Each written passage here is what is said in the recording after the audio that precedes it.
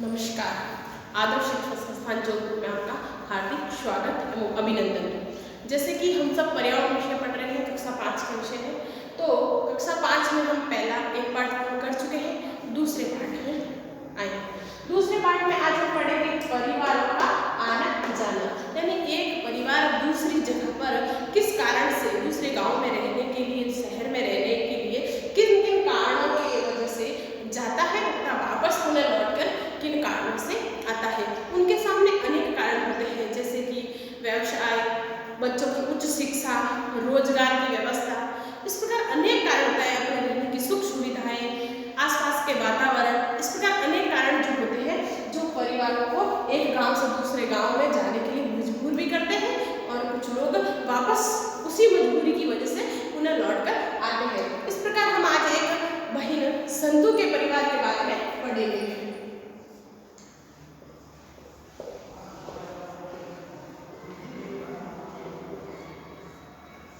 संतू का परिवार जो है एक शहर में, एक गांव में रहता है।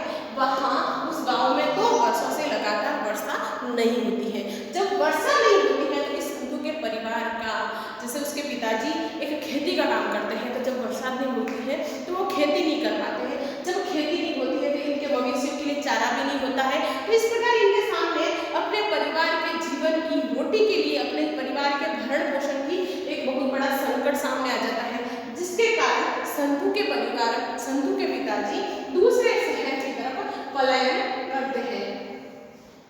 संतू के परिवार के सामने समस्या आई कि हम अपना परिवार का भरण पोषण कैसे करें। मूल आवश्यकता रोटी, उसकी भी पूर्ति नहीं हो पा रही थी। 2 वर्षों से जब बरसात नहीं हुई तो वहां पर खेती नहीं हो पा रही थी। इसी कारण से संतू के परिवार को एक गांव से दूसरे गांव में जाना पड़ा। और जब संतू के परिवार वाले इस गांव में आए तो किन किन समस्याओं का सामना करना पड़ा होगा। सर्वप्रथम उसको, ये परिवार जब यहाँ पर आता है तो यहाँ पर सब लोग अनजान होते हैं और उनका घर भी नहीं होता है। तो सबसे पहले इनको घर ढूंढने में समस्या आती है। जब इनको घर ढूंढने में समस्या आती है, घर मिल भी जाता है तो गांव की अपेक्षा, अपने घर की अपेक्षा यहाँ पर छोटा घर मिलता है। कैसा मिलता है? छोटा घर। और जब छोटे घर में भी ये एडजस्ट होना चाहते हैं तो वो भी शहर के बीचों बीच कभी नहीं मिल पाता है। वो शहर के दूर कोने की तरफ, किनारों की तरफ कहीं न कहीं यहाँ पर इनको मकान मिल जाता है। जब यहाँ पर शहर से दूर, जब शहर के बीचों बीच नहीं मिलकर के दूर मिलता है तो यहाँ पर इनको अपनी सामग्री लाने की व्यवस्था, किराने का सामान भी लाना पड़ता है। तो इस प्रकार की सामग्री लाने के लिए यहाँ से दूर जाना पड़ता है।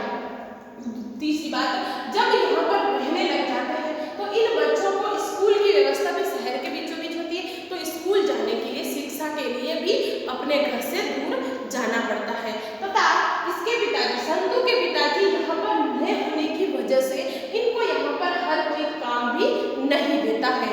तो इसकी वजह से भी इनको काम ढूंढने में भी कई प्रकार की समस्याएं आई। और जब काम भी ढूंढ लेते हैं तो रोजाना नहीं मिल पाता। आज काम मिलता है तो दूसरे दिन नहीं मिल पाता, दूसरे दिन मिलता है तो तीसरे दिन नहीं मिल पाता। इस प्रकार अनेक प्रकार की समस्या संतू के पिता के सामने आई। और 2 वर्षों तक बरसात नहीं होने के कारण अपने परिवार के भरण पोषण के लिए ये दूसरे शहर में आए। और जब यहाँ पर ये रहने लगे, कुछ दिन रहे, वर्ष भर रहे, 2 वर्ष रहे, उसके बाद उनको सूचना मिली कि आपके परिवार में, आपके गांव में बरसात अच्छी हुई है। तो इनका मन यहाँ पर पहले से नहीं लग रहा था। घर भी छोटा था और लोग भी अनजान थे, काम धंधे भी बराबर नहीं थे। तो इन लोगों ने पुनः अपने गांव की तरफ पलायन कर दिया।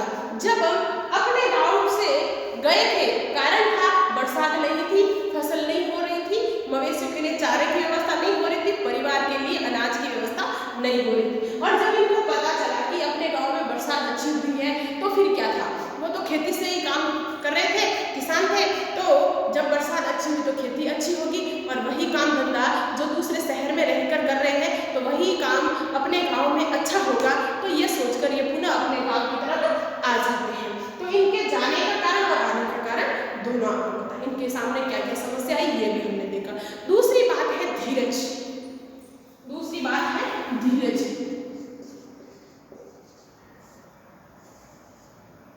धीरज धीरज के एक पुत्र तथा एक पुत्री थी। पुत्र कक्षा 12 में पढ़ता था और पुत्री कक्षा 10 में पढ़ती थी। धीरज का पुत्र कक्षा 12 पास की थी और पुत्री कक्षा 10 को पास किया, कक्षा 10 को पास की थी। जब पुत्र धीरज का पुत्र कक्षा 12 को पास करता है तो इसके सामने एक समस्या आती है कि आगे की शिक्षा मैं कहाँ पर दूँ, आगे की शिक्षा मैं कहाँ पर दूँ। जब वह धीरज अपने पुत्र के बारे में सोचता है कि आगे की शिक्षा के लिए मुझे अपने पुत्र को शहर भेजना पड़ेगा। गाँवों में सरकार द्वारा 12वीं कक्षा तक तो कुछ न कुछ व्यवस्थाएं करके विद्यालय खोल दिए जाते हैं, लेकिन उच्च शिक्षा के लिए बहुत ही कम जगह पर व्यवस्थाएं होती है। तो धीरज को एक चिंता होने लगी कि मेरे पुत्र को कक्षा 12 पास कर चुका है, उसको मुझे शहर पढ़ाई के लिए भेजना पड़ेगा, शिक्षा के लिए भेजना पड़ेगा। तो उसके सामने एक बात आती है, एक प्रश्न आता है कि मेरा बच्चा रहेगा कहाँ? वह हॉस्टल में रहेगा तो उसको खाने के लिए कौन देगा? वह किसके साथ रहेगा? वहाँ पर कैसे कैसे लोग होंगे? वहाँ पर ये रह पाएगा नहीं पाएगा? तो इस प्रकार की चिंता उसको सताने लगी। तो धीरज क्या करता है कि 2 साल बाद यानी कक्षा 10 में पढ़ने वाली उसकी पुत्री 2 साल बाद कक्षा 12 पास कर जाएगी, तब इसको भी तो शहर भेजना पड़ेगा। तो इससे अच्छा मैं आज भी अपने परिवार के साथ शहर चला जाऊं ताकि मेरे दोनों बच्चों को अच्छी शिक्षा दे पाऊं। यानी धीरज किस लिए अपने गांव से दूसरे गांव की तरफ पलायन करेगा? बच्चों की शिक्षा के लिए, उच्च शिक्षा के लिए। तो जब यहाँ पर यह भी शहर में आता है तो इसको भी क्या क्या समस्याओं का सामना करना पड़ेगा। जैसे कि संतु के पिता को मकान के लिए समस्या का सामना करना पड़ा, तो क्या धीरज को नहीं करना पड़ेगा? धीरज को भी मकान ढूंढना पड़ेगा, व्यवसाय ढूंढना पड़ेगा, अपने बच्चों के लिए स्कूल ढूंढनी पड़ेगी। तो शिक्षा के लिए भी समस्या का सामना करना पड़ेगा, रहने के लिए मकान ढूंढना पड़ेगा, शहर में कहाँ रहे उसकी व्यवस्था करनी पड़ेगी। गांव की अपेक्षा शहर में छोटा मकान मिलेगा, वहां पर उन सबको एडजस्ट होने में भी समस्याएं होगी। और घर से विद्यालय कितना दूर है, उस दूरी को तय करने में बच्चों को कौन कौन सी समस्याएं उठानी पड़ेगी। इस प्रकार सोचकर इन धीरज को अनेक प्रकार की समस्याओं का सामना करना पड़ा। धीरज ने सोचा जब इन बालकों की बच्चों की शिक्षा पूर्ण हो जाएगी तब हम पुनः लौटकर गांव की तरफ आ जाएंगे। यानी संतु के पिता तो रोटी के लिए दूसरे गांव गए थे, लेकिन धीरज किस लिए जा रहा है? उच्च शिक्षा के लिए, बच्चों की शिक्षा के लिए दूसरे गांव में रहने के लिए जा रहा है। और उसके बाद जब बच्चों की पढ़ाई पूरी हो जाएगी तो तुरंत वह लौटकर वापस अपने गांव की तरफ आ जाएगा। तीसरी कहानी है अपने सामने गोविंद राम की। गोविंद राम एक व्यापारी था, गोविंद राम एक व्यापारी था जिसके गांव में किराने की दुकान थी। दुकान, छोटी सी दुकान, गांव में छोटी मोटी दुकानें भी चलती है। उस प्रकार गोविंद राम के 3 पुत्र थे। धीरे धीरे गोविंद राम के पुत्र बड़े होने लगे तो एक पुत्र तो बड़ा वाला पुत्र तो गोविंद राम के साथ में गाँव में काम करने लगा, दुकान में काम करने लगा। और जब वो 2 छोटे वाले पुत्र बड़े होने लगे तो वह अपने मामा के साथ में शहर चले जाते हैं, अपने मामा के साथ में शहर चले जाते हैं। जब शहर जाते हैं तो वहाँ पर वो बड़ी बड़ी दुकानों में काम करते करते अच्छा व्यवसाय सीख जाते हैं और अपनी एक बड़ी सी दुकान खोल देते हैं। जब अपनी बड़ी दुकान खोलते हैं तो वहाँ पर उनको अच्छा मुनाफा भी होता है, फायदा भी होता है, इनकम अच्छी होती है, आमदनी अच्छी होती है। तो गोविंद राम को वो फोन करके कहते हैं, पिताश्री हमारे गांव से दुगुनी इनकम, दुगुनी आमदनी शहर में होती है, क्यों ना आप तथा बड़े भाई दोनों शहर की तरफ आ जाओ। तो गोविंद राम सोचता है क्यों नहीं, जब हमको गांव की अपेक्षा दुगुनी इनकम, दुगुनी आमदनी मिल रही है तो हम शहर क्यों नहीं जा सकते।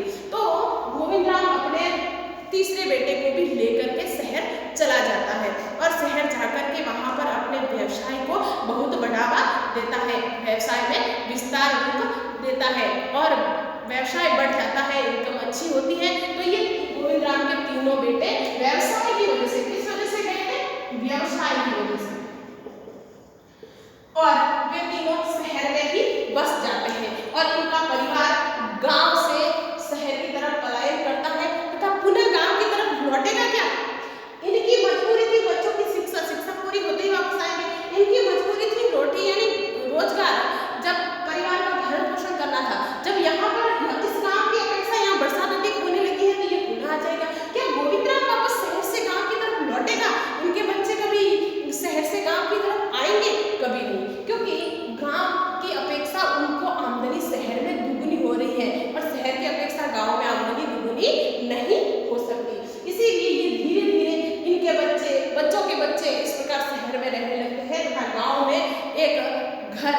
सा घर पड़ा रह जाता है, उनके घर पुराने हो जाते हैं और उनकी देखरेख कोई नहीं करता। ये कभी कभार गोविंदराव के बच्चों तक की पीढ़ी तो कभी कभार गाँव में आ जाते हैं, लेकिन धीरे धीरे अगली पीढ़ियाँ गाँव में आना भी पसंद नहीं करती और वैसे वैसे उनके घर पुराने होते जाते हैं और खंडर रह जाते हैं, वो घर नहीं रहते।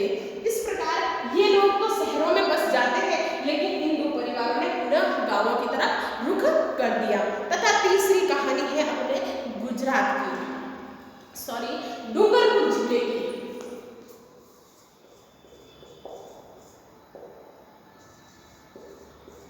डूंगरपुर जिले के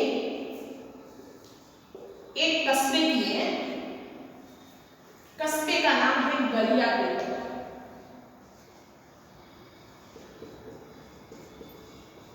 कस्बे का नाम है गलियाकोट, गलियाकोट कस्बे की। डूंगरपुर जिले के गलियाकोट कस्बे की, गलियाकोट कस्बे के अंदर एक फखरुद्दीन नामक, गलियाकोट कस्बे के अंदर एक फखरुद्दीन नामक विश्व प्रसिद्ध दरगाह है। यानी गलियाकोट में एक फखरुद्दीन नामक विश्व प्रसिद्ध दरगाह है, विश्व में प्रसिद्ध दरगाह है। दूसरा शीतला माता का मंदिर जो गलियाकोट में स्थित है, शीतला माता का मंदिर भी बहुत प्रसिद्ध है। यहाँ पर एक शीतला माता का मेला भी भरता है और सोमनाथ मंदिर भी स्थित है, सोमनाथ मंदिर भी स्थित है। और ये स्थान एक स्थापत्य कला के लिए बहुत ही प्रसिद्ध है। यहाँ पर स्थापत्य कला के बेजोड़ नमूने मिलते हैं। और गुजरात में कांडला बांध का निर्माण, गुजरात में कांडला बांध का निर्माण, तो कांडला बांध कहाँ पर स्थित है? गुजरात में। गलियाकोट कहाँ स्थित है? डूंगरपुर में। जब गुजरात में कांडला बांध का निर्माण किया गया तो उसकी वजह से ये गलियाकोट का जो क्षेत्र है वह डूब क्षेत्र में आने लगा। जैसे कि देखते हैं कि यह है गुजरात और यहाँ पर है डूंगरपुर, और इन दोनों के पास में यहाँ गुजरात में कांडला बांध का निर्माण किया गया। कांडला बांध क्या होता है? बांध जो बरसात आने पर पानी को उसमें इकट्ठा किया जाता है। इस प्रकार एक बड़ा सा टांके की तरह, बहुत बड़ा विशालकाय एक टांके की तरह निर्माण किया जाता है। वहां पर बरसात के पानी को इकट्ठा किया जाता है। उसके बाद में पानी को इकट्ठा करने के बाद यहाँ पर अलग अलग जगह पर ये मोहरी बनाई जाती है। उस मोहरी से पानी को जब जब जरूरत होती है, जहाँ जहाँ जरूरत होती है उस तरह के इस पानी को खोला जाता है और ये पानी बहता हुआ गांवों के बीच से होकर आगे कहीं न कहीं गांवों में जाता है। और इस नहर, इसको नहर बोलते हैं। क्या बोलते हैं? नहर। इसको नहर कहते हैं। जब इन नहरों का पानी जहाँ से जाता है उसके आसपास गांव, अनेक गांव बसे हुए हैं, अनेक गांव बसे हुए हैं और इन गांवों के बीच से होकर जब ये नहर निकलती है तो इन गांवों की खेती अच्छी होती है। ये लोग फसलों को इस नहर से पानी देते हैं और फसल बहुत ही शानदार होती है। यानी इन गांवों के फसलों की सिंचाई नहरों के माध्यम से की जाती है। और इस प्रकार ये पानी का विशालकाय कुंड बनने की वजह से, बांध बनने की वजह से जब भी ये बांध भर जाता है, जब भी ये बांध भर जाता है तो इसके आसपास पानी बिखरता है, बहुत पानी इकट्ठा होता है, पानी का रिसाव होता है। उसकी वजह से यहाँ आसपास का क्षेत्र डूब क्षेत्र के अंतर्गत आता है। तो ये गलियाकोट भी यहाँ पर स्थित है जो इस कांडला बांध की वजह से डूब क्षेत्र में आने लगा। तब यहाँ पर सरकार ने एक निर्णय लिया कि दूर क्षेत्र में अलग अलग मकान बनाकर इनको रहने के लिए दिए गए।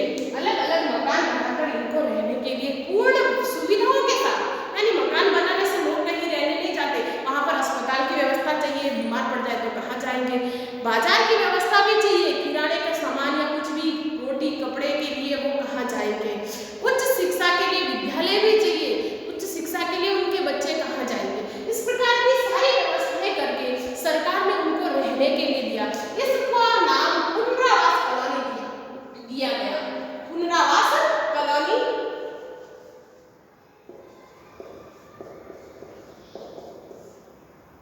पुनरावास कॉलोनी, इस कॉलोनी का नाम दिया गया। उसके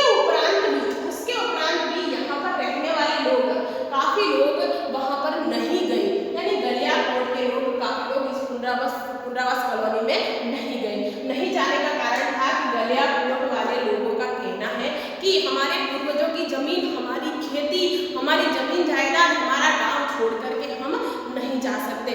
इस प्रकार कुछ लोग तो यहाँ पर पुनर्वास कॉलोनी में शिफ्ट हो गए, रहने लगे, और कुछ लोग गलियाकोट में ही रहते हैं।